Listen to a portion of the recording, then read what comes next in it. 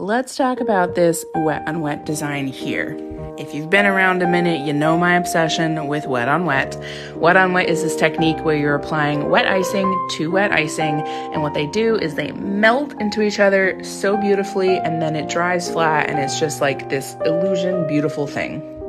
It's really important to use roughly the same consistency for the flood and the colors you're using on top of it, because if you use something drastically different, you may get a cool effect if you're using like a really thin flood and then a piping consistency for the detail.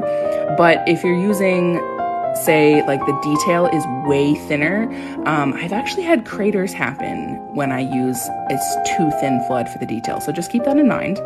Now, I will say that doing detail work like these lines I just did with flood consistency is a lot harder than piping consistency because it's a thinner icing and it's going to come out of the tip of your bag a lot faster. So I'm